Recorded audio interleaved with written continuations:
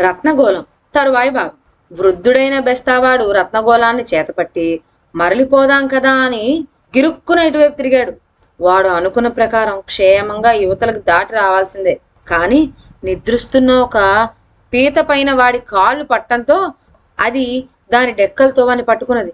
అదే సమయంలో భూతసర్పం మెలుకున్నది. కాంతి కనపడకపోవటంతో భూతసర్పం జరిగిన సంగతి గ్రహించింది.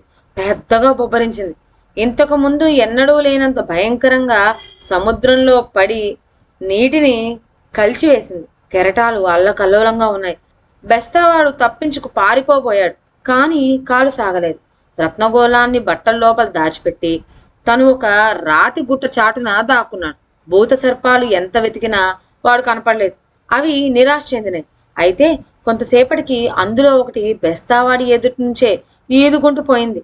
పోయేటప్పుడు దాన్ని తోక దెబ్బ దాక్కుని ఉన్న వృద్ధుడి భుజం మీద పడింది. ఆ దెబ్బతో వాడికి ప్రాణం పోయినంత పనైంది. కాప్తాన్ గారు, కాప్తాన్ గారు అని వాడు కేకలు వేసుకుంటూ ఓడ చేరుకున్నాడు. కాస్త ప్రాణాలు వాడు చేరుకోగలిగే వరకే వ్యవధి ఉన్నది. వాడు తాను తెచ్చిన రత్నగోళాన్ని కాప్తాన్ చేతిలో పెట్టి, అయ్యా, నా పని అయిపోయింది, మీ వాగ్దానం మర్చిపోకండి అంటూ అక్కడనే పడిపోయాడు. కాప్తాన్ మాట తప్పినవాడు.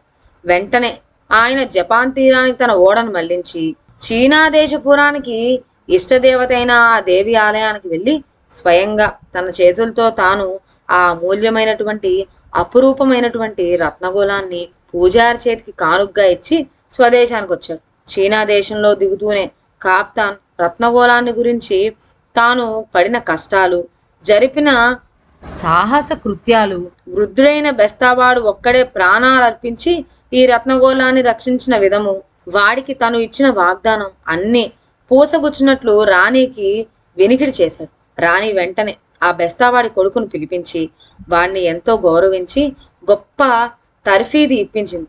తరువాత చక్రవర్తి ప్రయాణం చేసే ఓడకు కాప్తానుగా నియమించింది. ఇదండి వాటి కథ. మరొక మంచి కథతో నెక్స్ట్ వీడియోలో కలుద్దాం. అంతవరకు సెలవు. నా ఛానల్లోని కథలు మీకు నచ్చినట్లయితే నా ఛానల్ను లైక్ చేసి సబ్స్క్రైబ్ చేయండి. షేర్ చేయడం మర్చిపోవద్దు. కొత్త కథల నోటిఫికేషన్ కోసం బెల్ ఐకాన్ ప్రెస్ చేయండి. Thank you.